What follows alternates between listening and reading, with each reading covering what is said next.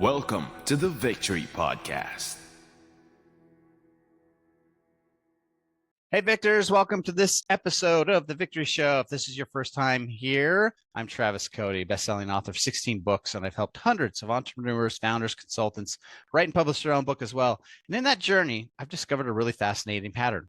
A lot of businesses hit a revenue plateau, usually around $1 million, and they struggle to break through that. So on this show, I sit down with some of the world's most successful CEOs, leaders, and business owners to uncover the strategies they use to overcome those plateaus and scale their businesses to new heights. And more importantly, how you can do the same. So get ready for some deep insights and actionable takeaways that you can implement in your life and your business starting today. Our guest today is someone whose work is transforming the way that we make decisions in life and business. Dr. Alan Barnard is one of the world's leading decision scientists and a foremost expert in the theory of constraints. In fact, he co-founded Goldratt Research Labs alongside the legendary Dr. Eli Goldratt, who's the creator of the theory of constraints and author of The Goal, one of the 150 top most read books of all time. At Goldratt Research Labs, Dr. Barnard and his team tackle one of the most fascinating challenges in human behavior. Why do people make and often repeat avoidable bad decisions?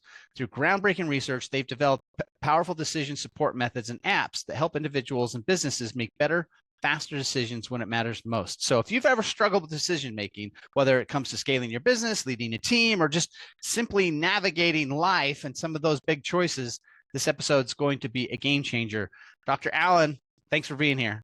Thank you so much. So excited to be here. So this is what I love about your journey is that people, when they kind of look into your background, they're a bit surprised to find out that you actually started kind of more on the technical engineering manufacturing side. Yeah, absolutely. I grew up in South Africa, grew up on a small farm, without much resources, and that can work against you. It can work for you. In my case, it worked for me because I realized early on, if I wanted to have nice stuff, I needed to find ways of affording it. So I became an entrepreneur when I was 10. I did everything, delivered newspapers, worked in gardens, tried everything that I could to make enough money. And I also had a grandfather that really, really deeply cared about me. And he gave me this book called The Marquis Who's Who when I was 10 years old. And it was basically a biography of all of the most successful people in the world. And he asked me to read the book and tell him what I'm learning. And I said to him, the first thing that I found fascinating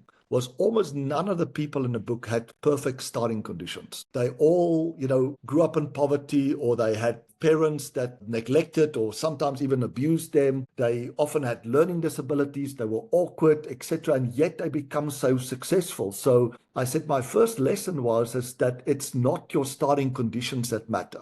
It's your starting assumptions and beliefs that matter a lot. And, I said to my granddad, I want to find a way of helping people identify those limiting assumptions and beliefs that's holding them back. And that got me into decision making, because ultimately the decision that we're making is informed by what happened before. What's the assumptions and beliefs that we have? So that's kind of how I got into that. But I had to pick what I was going to study. I looked at all the fields. I was interested always in many things, but ended up deciding to go and study industrial engineering. And that choice changed my life because, and I'm going to get emotional. It's like sometimes those small decisions, right, have a big impact, right? And during my course of study, I read The Goal that Dr. Eli Goldratt had written, and I couldn't wait to start my career, to start applying this. And my first job was I was head of engineering at one of the largest cookware companies, and I started implementing theory of constraints, and it changed everything. We doubled the throughput in our factories. We increased our due date performance from 30% to 100% without increasing OPEX or CAPEX. And then as a kind of a reward, our chairman at the time paid for me to go and see Dr. Goldratt when he came to South Africa. This was in 1992. And that first meeting changed everything. I shared with him some big challenge that I had, and he kind of dismissed me. I was furious. He was actually quite impolite. It's like, you're quite a lazy guy. Why are you asking me? Just think about it,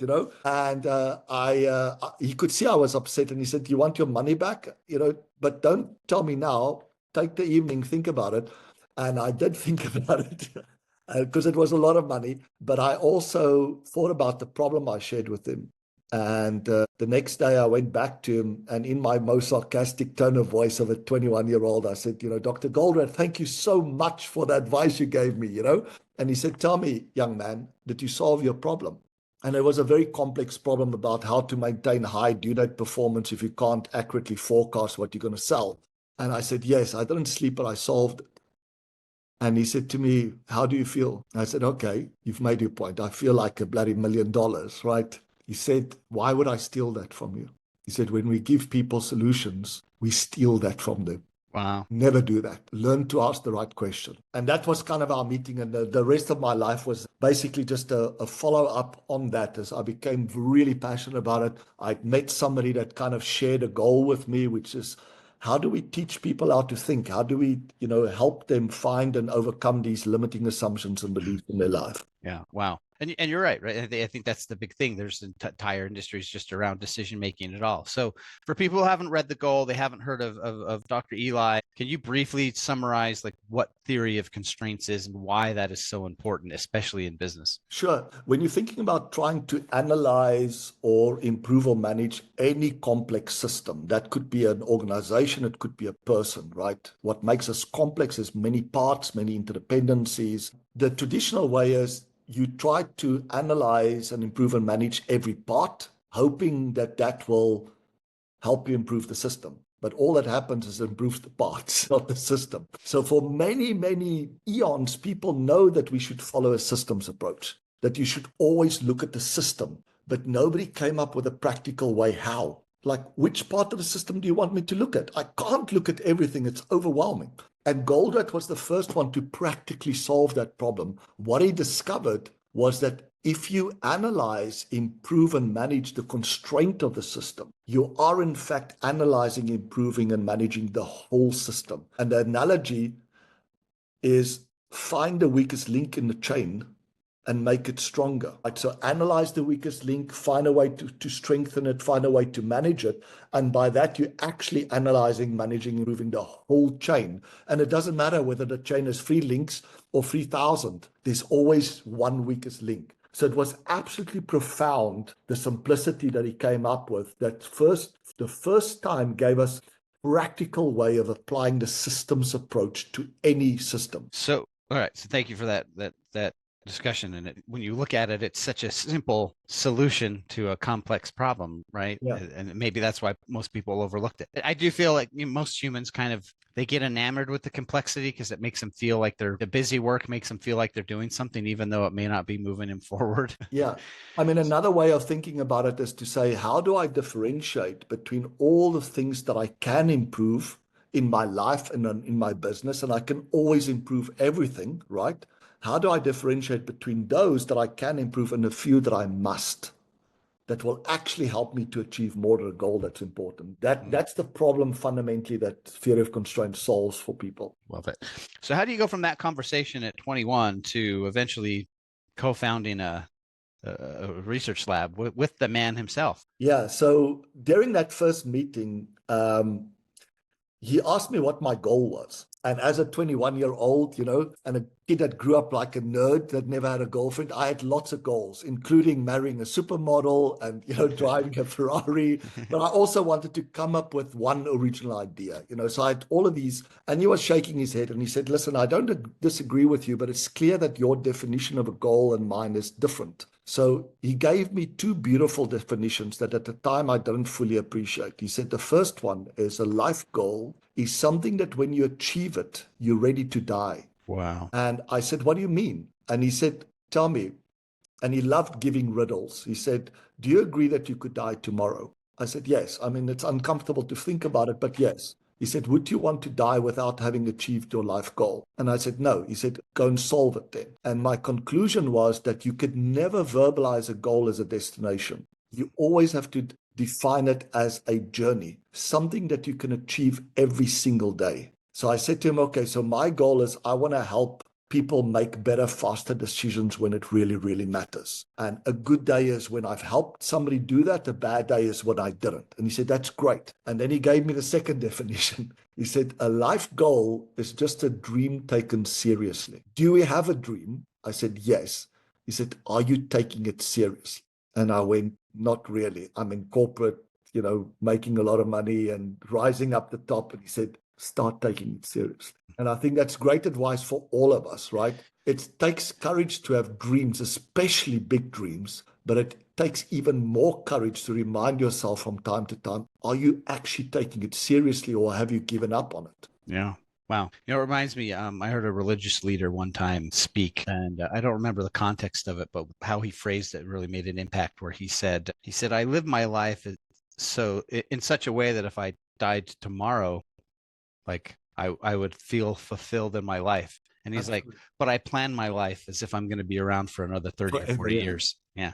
Yeah, I like that. It's kind of the way I think about it is, how do you solve this problem of having high expectations, which you can never meet, and that can cause frustration and anger and anxiety and blame and shame, right? Oh, that's my problem. My high expectations. Yeah.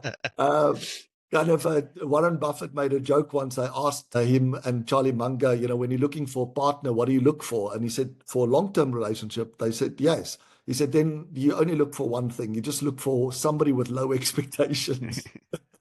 So my way of solving that problem is I think it's important to have high aspirations, but low expectations. So how would you quantify that? Yeah, so I have a very high aspiration, right? I want to make a big, big impact on the world. But every day when I don't get distracted, frustrated, angry, blame myself or others. So they're my expectations. I accept reality, right?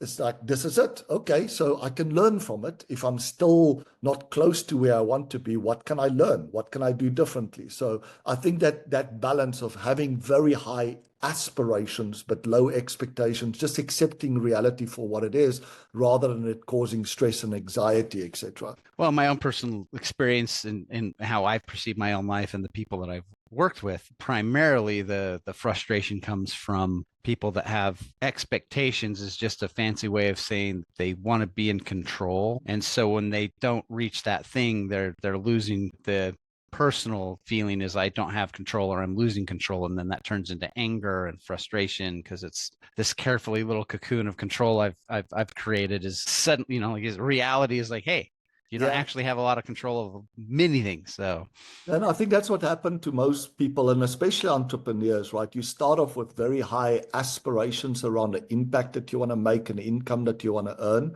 And over time, what seems to happen is, that gap grows larger and larger. Expectation as you get older, I should have been further along this journey, right? And then what we do is we try to find a solution outside. We read more books, we attend more masterminds and conferences, and all that does is it increases our potential, but it doesn't increase the result. So we're making the problem worse. It's like potential energy versus kinetic energy. Unless you actually act on it, you won't get the result. And when that gap becomes intolerable, basically only a few things can happen. Some people choose to find someone or something to blame for the gap. Others choose to start lowering their expectations. Both of those are effective because if the gap remains big, it creates tremendous anxiety and stress in our life. So you have to find a way to close the gap. Dr. Goldratt taught me there's a third alternative, which is to understand the gap and to see what could I have done differently to get better results. And his conclusion is, where's your constraint? You have this podcast about growth, right? And what Theory of Constraint says is every system, doesn't matter how small or big it is, it will have at least one constraint. All of it will manage you. On a personal level, that's painful because all I can do is look in the mirror and be like, oh, I'm looking at the constraint. Exactly. The bottleneck is always at the top of the bottle, right? That's the whole thing. It's always at the top of the bottle. Wow. All right. So how did the discussion then, this is what amazing advice and sort of insights to get at a young age, so I can see how that completely directed you. So how did the Goldblatt Research Institute come around, or the labs come around? Yeah. So part of it is Ellie's own stories. He became very successful when he discovered that there was a different way of scheduling complex manufacturing plants. So his first business was actually a business called Creative Output that developed software called Opt. And this was in the early 1980s. They were larger than SAP at that time. They were one of the fastest growing companies. All the big companies bought their software because it solved a problem that had never been solved before. As how do you consider constraints when you are scheduling and making commitments and decisions, etc. And he got frustrated because the software created almost a perfect schedule, but it caused some of the resources to be idle most of the time to ensure that the bottleneck is never starved or blocked. And people don't want to stay idle, right? Yeah. It makes them feel exposed. So they would constantly adjust the schedule and release more work to keep all the non-bottlenecks busy. And that just created chaos. So he wrote the goal essentially as a user guide to say, please don't make this mistake. The only resource that you want to have 100% utilized is the bottleneck. Everything before it and after that will need protective capacity to ensure it's never starved or blocked. So he wrote a book just to solve that problem.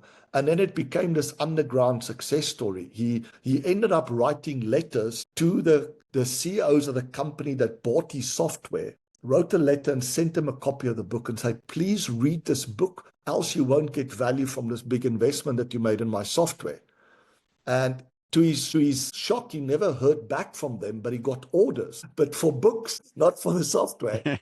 And he ended up like Steve Jobs being fired from his company because he said, we can't sell company software if we don't teach them what change they have to make in their assumptions and decision-making, else they won't get value from it. And that basically, after he got fired, he started the Goldratt Institute, Avram Y. Goldratt Institute, named after his father. And that's where he started focusing on, the thinking processes and all of that stuff. So I kind of had a similar journey. I was in corporate, I got heavily involved. I had my own business. We were developing software, etc., but always had this pullback of doing something more meaningful. And when we connected, we ended up co-founding the Goldratt Research Labs around 2009. And the idea was that our mandate was to find wicked problems that hasn't been solved for a long time. An example of that is when you think about any supply chain, not only there's shortages, but there's also surpluses. How can it be? How can both happen at the same time?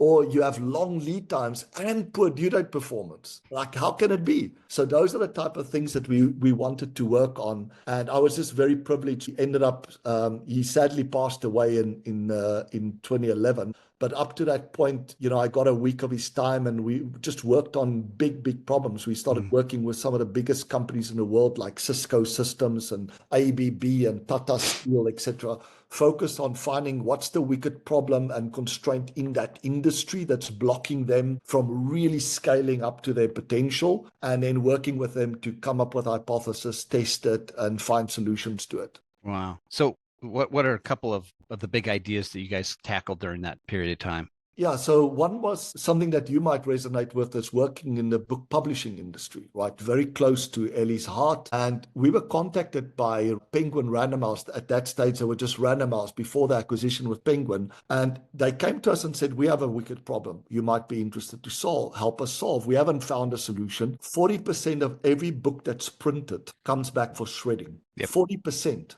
Yep. And we are the best, right? There's some that is at 70%. Yeah, what people don't realize, just because I have an understanding of this, is what's interesting. So when you see the books in the bookstore and the grocery store or whatever, those books are there. The stores will only hold them for so long. Yeah, and then they can send them back for a refund. But when they do that, they have to rip the cover off of the book because shipping costs, right? Yeah. And so it's fascinating to me that it's like, we don't give these books to libraries. They literally have to destroy them. Yeah. It's just so bizarre to me. It's terrible because you walk into a distribution center of one of these big publishing companies, and there's literally two sides. There's the light side where the teams are energized. You feel the energy. All the latest books are going out there and everybody's excited. And the other half is when these same books are coming back already for shredding. And so they said to me it was a $150 million problem if they just took the printing cost and the distribution cost there and back. One of the things that we almost always do as part of our projects is we build simulation models of that system because it's just too complex to understand. And the simulation model helped us to understand that this wasn't a $150 million problem. It was a $1.5 billion problem. And the reason for that is when you think about where's the constraint in that supply chain, the amount of shelf space and cash of the retailer. That determines how many books are shown to the retailer. This is, before Amazon, of course. And what we and that's just $150 billion, $50 million problem for them. Yeah, but you also had the other publishers that had the same problem. So it was 10x what they thought. It wasn't 150, it was 1.5 billion. And then what we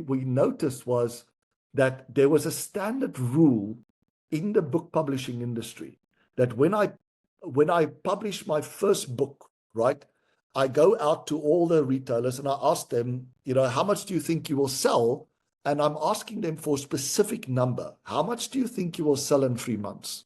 Right? And then they give the numbers back. So this gives everybody confidence about it. And what I found out was we were able to access the data of Random House Publishing for Barnes & Noble, right? And to my surprise, think about the lifetime sale of a book. Now think about the first order quantity for that book. So your book could sell for decades, right? Could sell tens of thousands, hundreds of thousands of copies. So what should 3 months worth of sales represent of that total? It should be 5%, 10% maybe, right? What we found out was that in 86% of the cases, 86% of all books, the first order from Barnes & Noble was more than the lifetime sale of the book.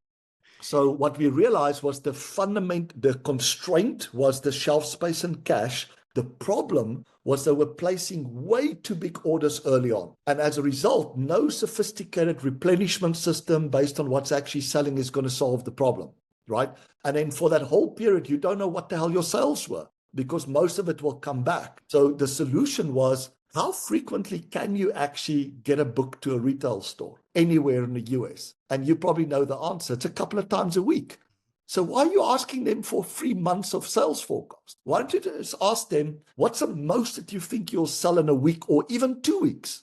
And that was the solution. Way different numbers coming in. Very different numbers, right? Because then, worst case, if they don't sell it, at most you're stuck with 1 or 2 weeks of inventory.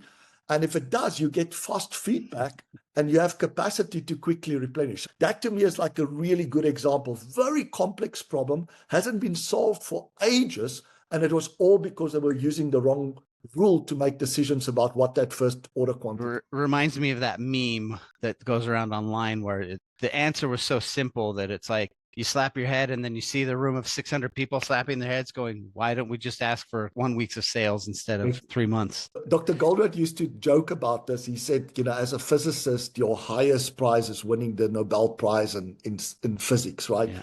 And he said, do you know what the real criteria is for them to decide on who won the prize? He said, you can win it with a 3-page paper. The only criteria is that when your peers read your paper, and I go, how could we have missed it? and for normal people, we're thinking he was just solved some huge problem, but in the reality, that's so funny. So this may be a question you may or may not know the answer of, but one of the things that's fascinating, and this is personally, I think one of the reasons why the goal has withstood the test of time, is that he wrote that as a fictional story using the Socratic method. I think in the world I live in, most people are like, I have my process. Let me share my process, give you some case studies, and then show you why you should do it. So he even with his book, he went completely. Did he ever talk to you about why he chose to use that method for writing that first book? Why he decided to do it as a kind of a fictional story with Socratic method versus just straight up like, hey, dummies, like here's how to use the software better. And I mean, he paid for it initially, right? It was the first time that a fictional story, a fable, had been written as a management textbook. So when he wanted to find a publisher, nobody wanted to publish him. They don't get it. If you want to write a textbook about theory of constraints and opt, happy to publish it. You want to write a love story? No, okay, you're a famous guy. We'll print it. A life story with the management, it's like nobody wanted to publish it.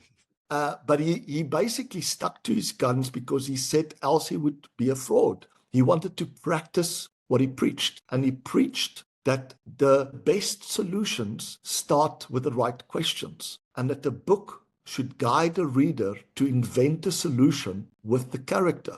because there was a character called Jonah, which is the mentor, and Jonah had this irritating and frustrating habit to never offer solutions, only to ask questions. So it was absolutely deliberate, but initially it was a huge risk for him. But it turned out that was, that's what we learn through stories, right? Yeah. Yeah. That's the only reason we remember it. It's interesting because there's, even in the speaking circuit, even the personal development circuit, Tony Robbins, 3 days of, a relentless, energetic beatdown to get your conscious mind out of the way. And then people say, well, what do you remember about the 3-day event? And usually it's like, oh, that story he told about X, Y, Z, right? They just got 72 hours of content and they're walking away with 1 or 2 stories because that's what we impacted with. So you've worked with some of the biggest companies in the world. Let's take it a step back, because a lot of the people I'm doing the show, working on the book I'm right now, because I see a lot of companies sort of get stuck in the $1 million a year range and they can't get out of that. So what's the difference between somebody that's stuck at $1 million versus somebody like Cisco who's doing $500 billion a year, right? Or whatever it was at the time. Are the theories of constraints, is it just, it's the same for everything at every level? And if, I guess where I'm asking that is what are the things that usually keep people stuck from ever being able to get beyond the 7-figure mark, when other people will come along and go, $1 million the first year, 5 the second, 25 the third? Yeah, I think it can be broadly classified into 2 areas, right? If you think about where can a constraint be, right? So if you have a clear goal about the impact or income that you want to make, the first constraint could be that there's just not enough demand for the product or service that I'm offering, right? And that to me is like a market constraint is kind of the one that rules them all, right? If you don't solve that problem, you can't scale. So it's by far the most important, but also the most challenging problem to solve. If you can find a way of generating more demand than what you have capacity for, it's an easy life, right? The second one is you might have enough demand, but you don't have enough capacity to reliably deliver that demand in order to meet the goal. So that's broadly the second type of category. And then the other obvious ones is I have enough demand and capacity, but there's some external resource, a supply side thing that I don't have enough of, or I don't have enough cash. Most businesses go bankrupt not because they have not enough demand or capacity or supply, but because they simply run out of cash. So if I take my own business as an example of the second type, we grew very quickly to $1 million, $1.5 million, right? And then we got stuck. Why? Because the service that we were offering required us, right? So even though we could charge through our business model bonuses based on the results that we were delivering, there was still a cap to how much you could do. And it took me a long time to figure out, how can I overcome that? And I realized that for me, part of every project, we were developing some kind of custom software simulation, digital twin decision-making app. And it's like, why can't I develop a generic version of that I can sell over and over again? And the other part was, rather than getting a nice bonus based on the results, is it possible to get bigger bonuses? Is it possible to get equity in return for actual results, sort of a consult for equity model? Sure. And that was what I've been working on in the last couple of years, is basically changing my business model from essentially providing joint research projects like what we did at Random House Publishing and Microsoft and Tata, etc., and getting well paid. But there's a cap. You can only do 2 or 3 of those a year. They are so big, they totally consume you. If you think about a Cisco, right, if you're dealing with something that's scalable, like software, and to some degree even hardware, if you can, manufacture high volume, the only thing that will block you is ultimately a demand constraint, or sometimes it could be a supply constraint, like you run out of chips, which happened, after COVID. People overreacted and suddenly there was not enough chips available. It could also be cash, but that's sort of broadly again, the same principle. Where's the constraint? What's limiting me? It's not many things. It's one thing or maybe few. So for somebody listening to this episode, reading this chapter in the book, and theory of constraints is new to them, where's the best place for someone to start to really, I guess, begin a journey into mastering the theory of constraints and how to actually apply it and implement it? I think Goldratt's books are great starting points. Reading The Goal or watching a movie. There's a movie that was made that's actually pretty good, that takes you sort of through 5 steps of what Goldratt ended up verbalizing as what the 5 focusing steps, right? He said it starts off with step 0. which is, do you have a goal? Is it clear enough that not only you know what work you have to do, what product or service that you have to provide to make that impact or income goal, but have you defined it clear enough that you know what resources is needed and how much of every resource is needed?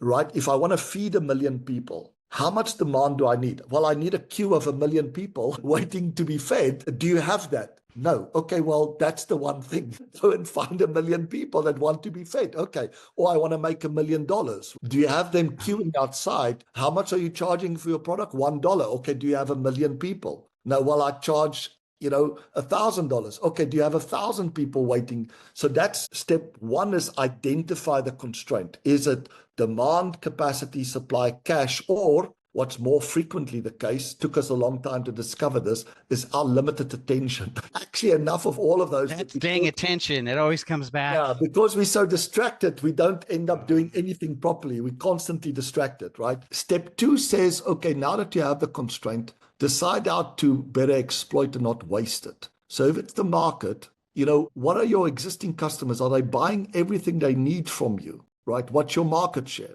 Like, what can I do? What are the conditions that will get them, like Jay Abrams says, to pay more willingly, buy more frequently? That's all exploiting better what you've got. If you have a machine and that's the constraint, is it running 24 hours, right? What's blocking you from making sure it's never starved, never blocked? That's exploiting better what you've got. Same with supply or cash. Then the third step is, now that you've made that decision, subordinate everything to it. Don't get distracted, right? Change any policy measurement that's in conflict with that decision. It could be that you have an incentive scheme that is in conflict with that decision. Step four is, if it's still a constraint, only now go and elevate it. Go and get more. If you have a market constraint, now is the time to add another product or go into a new market. But don't do it before then.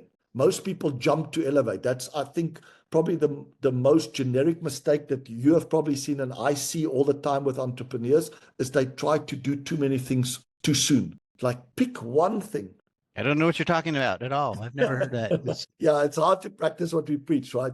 Like, pick one thing and do that really well. And only when you run out of runway do you start the next. I was the same in the beginning, right? I have hundreds of things that I've developed. And you realize at some point, like, okay, how can I become successful at one of them? Because I can't be successful at all of them. So it's only elevate the constraint, go and get more of that thing, right? When I've fully exploited what I've got. And then the last step was a warning that Goldratt gave. He said, do not allow inertia to cause a constraint. Don't get stuck. The real goal is a process of ongoing improvement. And that's the title of the goal, actually. He talks in the goal about the goal is to make money, etc. But then he reminds you that's not really the goal. Whatever your goal is, the real goal is ongoing improvement, whether it's impact or income. You need to have a process that takes you back all the time. Find a constraint, exploit it, don't waste it, subordinate, elevate, go back to step one, right? As a constraint move, where does it move to? So I think that's really reading and understanding the goal and really understanding the 5 focusing steps. That is the essence of everything about theory of constraints that you need to know. If you want to get more details, like I'm in projects, how does that apply to project management? He wrote a book called Critical Chain that shows you how to apply the 5 focusing steps to projects. If I'm in distribution and retail, he wrote a book called Isn't It Obvious that shows you how to apply that. And that was all of these books, by the way, are fables, right? But Isn't It Obvious is a fascinating one. When he was starting to work on it, he asked me a really interesting question. He said, the character in the goal, Alex Rogo, do you think that he could have invented this amazing solution without Jonah, who was his mentor, the guide in the hero's journey, right? The one that asked all the right questions. And I said, wow, that's a good question. So he said, can we think of an environment where there was no guide and still the person made a breakthrough? And I shared with him a couple of examples. I said, imagine you have a crisis, right? Say you have a crisis of capacity. Normally, you get an order from a customer of 1,000 and you make the 1,000 and you ship it. But suddenly you don't have enough capacity. Now that customer phones in and says, I want 1,000, and you say, sorry, I don't have 1,000. How much do you really, really need? What if I gave you 200 a week? The guy says, yeah, actually, the 1,000 is kind of what I need over a month or two. So 200 a week will be fine. right? Suddenly, you stop producing stuff that's not needed. Inventory turns go through the roof. And rather than making 30% a month, that retailer can now make 30% a week, right? So everybody benefits. But guess what happens after a crisis? You go back to the old rules. Rather than thinking the rules that helped me to get out of the crisis, why should I not be using those rules all the time? And it might help me to avoid a crisis. So that was like profound. And that's kind of how he ended up writing the book. As the character faces a crisis, he has to change the rules. He has to break many of the rules. He gets out of the crisis is over, and he goes back to the normal, and his performance drops. And it takes him some time to figure out it was just the rules that I changed. Mm-hmm. Wow. All right. So if somebody wants to get involved with either the labs or bring you on to consult with them, how do people find you and get in touch with you? So Dr. Alan Barnard is my handle on all social media. I have a YouTube channel, I'm on LinkedIn, etc. And then they can also search on the Amazon. You know, I've got a couple of books like My Impossible Decision and Impossible Unless. It's all available there, and the Theory of Constraints Handbook. So that's the best way to communicate. And our apps, our whole range of apps is available on harmonyapps.com. Harmony Apps. I love it. Yeah. So I have dralanbarnard.com, goldenresearchlab.com. But if they're interested in decision-making apps and our digital twins, it's on harmonyapps.com. Love it. Thank you. I like to end every conversation with three personal questions. So here we go. If you could go back in time and give yourself one piece of advice, what would it be and why? I think it's what I just mentioned is do not be tempted to be distracted. Focus, focus, focus, right? That's the ring that rules them all, is the ability to be focused and remain focused. Yeah, that's probably the biggest superpower in today's world for sure. What belief or mindset shift had the biggest impact on your success and happiness? I think it was this idea that, you know, it's not the starting conditions that we have in life that matters. It's our starting assumptions and beliefs. And related to that is because in science, we know you can't prove any hypothesis or belief or assumption to be true or false. You can only prove it to be false. It's more useful to think about our beliefs and assumptions as whether it's helpful or harmful. Keep the helpful ones, get rid of the harmful ones. Wow. Yeah, that's a good insight. Final question. What's the best investment you've ever made in yourself? I think it's signing up with coaches. You know, I was very privileged to have Dr. Goldratt as a mentor. When he sadly passed away, I reached out, and today I have incredible honor to have coaches like the Jay Abrams, etc. That's been there, done that. And, you know, I love the advice that Daniel Kahneman gives, you know, when you're trying to find a good coach or advisor. He said, of course, they must have intuition and experience about what you're asking advice about, right? But two other criteria: they must like you, which means they care about the outcome, but they shouldn't like you too much. You want them to be honest, brutally honest sometimes. Yeah.